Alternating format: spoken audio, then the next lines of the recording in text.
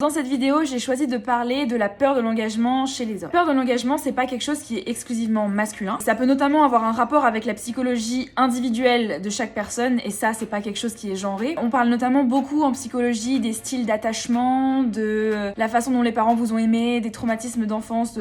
Il y a énormément de choses qui peuvent influer sur votre volonté ou non de vous engager dans une relation. Et donc ça, c'est pas spécifiquement quelque chose de masculin. Mais là, on va s'intéresser à un stéréotype très précis qui voudrait que dans une relation, on aurait un comportement de la femme qui chercherait à verrouiller la relation, à engager l'homme plus, qui lui courrait après, qui a ces mots de mettre le grappin dessus. La femme, elle aurait besoin d'être rassurée, d'avoir des engagements fermes de la part de son partenaire.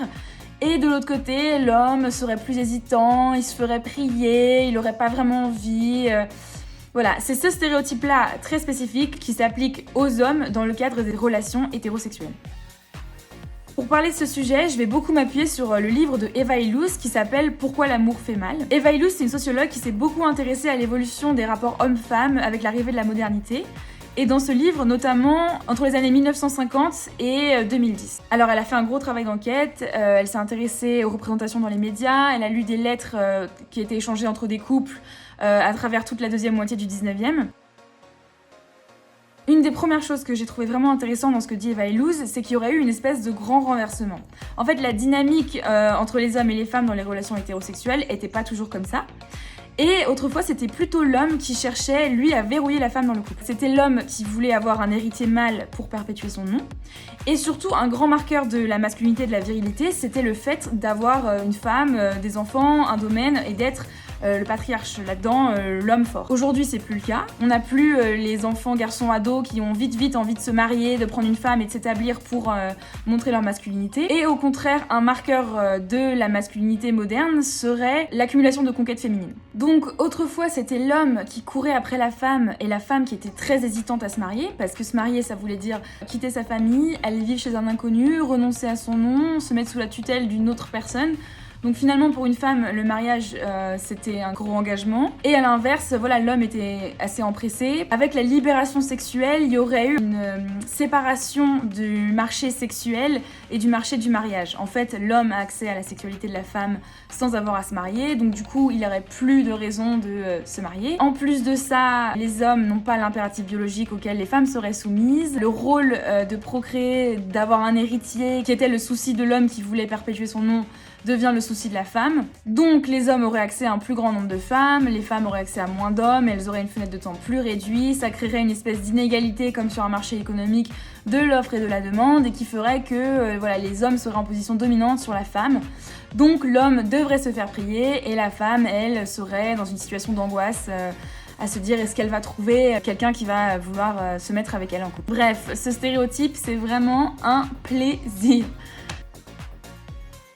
Ce cliché-là, il est un peu contradictoire parce que pour un homme, le mariage ou le couple, ça a surtout des bénéfices. On voit que les études montrent que c'est souvent les femmes qui s'occupent le plus des tâches ménagères.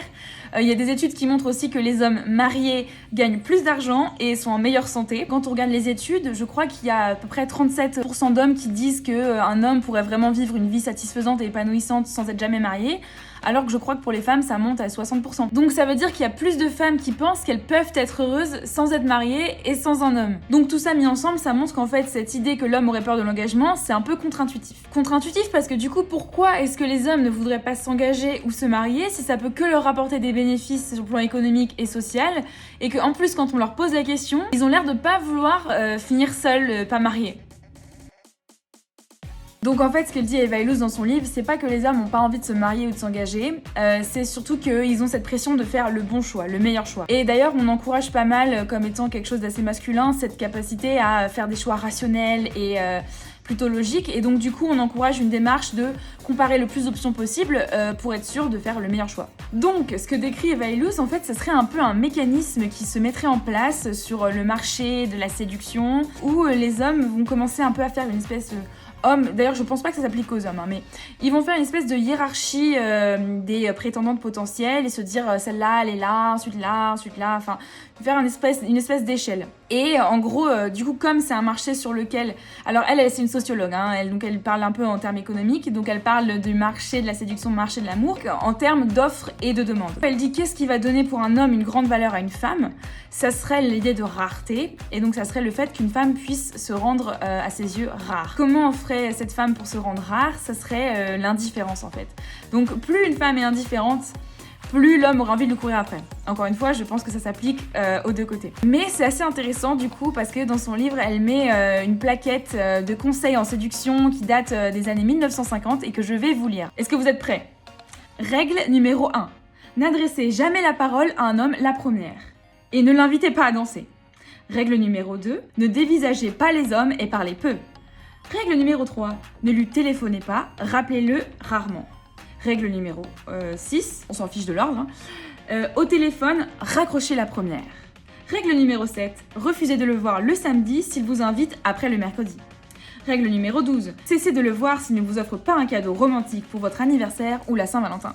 Non mais en fait ce truc ça date pas de 1950, ça date de 1995. Ce que je trouve vraiment intéressant avec cet extrait, c'est que ça ressemble beaucoup à ce qu'on voit aujourd'hui sur YouTube et dans les podcasts, pour tout ce qui est conseils en séduction auprès des femmes. Moi c'est des choses que je suis allée voir parce que je trouve ça super intéressant, c'est vraiment une mine d'informations en termes de psychologie. Globalement les conseils qu'on vous donne aujourd'hui vont toujours être les mêmes, c'est ne montrez pas trop votre envie ou votre intérêt pour un homme et laissez-le venir à vous.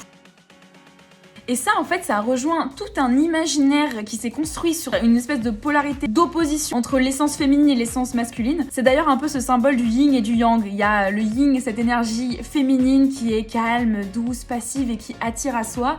Et le yang, qui est l'énergie agressive qui va accomplir des choses. Et souvent, je trouve que traditionnellement, on encourage les femmes à être plus calmes et à laisser venir à elles et à ne pas trop montrer leurs sentiments. Ce qui, en fait, est encore une façon un peu de museler le désir féminin. Il y aurait que l'homme qui pourrait séduire activement et la femme devrait attendre un peu passivement comme ça. Bref, c'est pas top.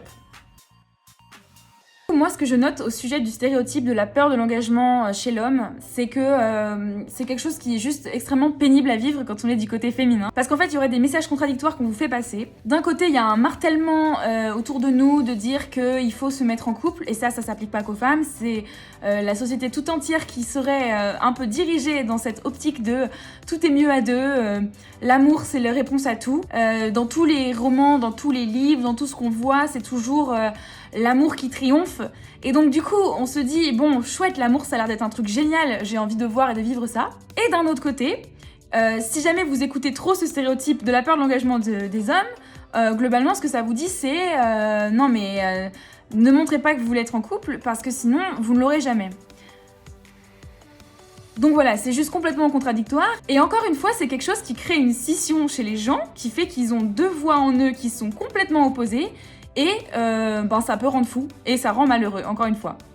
Donc ma conclusion là-dessus, ça serait quoi? Ça serait que déjà ce stéréotype, je trouve, a beaucoup vieilli. Eva Illouz, elle étudiait la deuxième moitié du XXe siècle et heureusement les choses évoluent et s'éloignent de ça. Je pense que ce stéréotype, il était beaucoup plus vrai pour les femmes et les hommes qui ont 10 ans de plus que moi et c'est moins vrai pour les gens qui en ont 10 de moins que moi. Ensuite, je me demande si c'est quelque chose qui se limite au cadre des relations hétérosexuelles monogames et je serais curieuse d'ailleurs de savoir comment ça se passe quand on sort de ce cadre-là. Et enfin, mon dernier point, je dirais que c'est pas parce que cette réalité existe pour certaines personnes qu'on est obligé de la perpétuer et d'entrer dans ce jeu-là en fait. Et finalement la solution c'est peut-être que quand on se retrouve face à des personnes qui sont dans cet état d'esprit, que ce soit du côté masculin avec un homme fuyant ou du côté féminin avec une femme qui va commencer à rentrer dans des jeux de se faire désirer, finalement la solution c'est juste en fait de refuser et de fuir, juste de fuir ce genre d'individu finalement. Parce qu'une relation pour moi c'est deux personnes qui ont juste envie d'être ensemble et ça devrait pas avoir à se concevoir comme un marché économique. Peut-être que je suis une optimiste mais pour moi une relation ça doit s'envisager comme un rapport d'égalité, un rapport dans lequel les deux personnes ont envie de s'engager de la même façon. Voilà, c'est ce que j'avais à dire sur ce sujet-là. Si vous n'êtes pas déjà abonné à la page, n'hésitez pas à la liker. À ce stade, la page est encore toute petite, donc chaque like et chaque partage peut avoir un impact vraiment grand. Donc merci.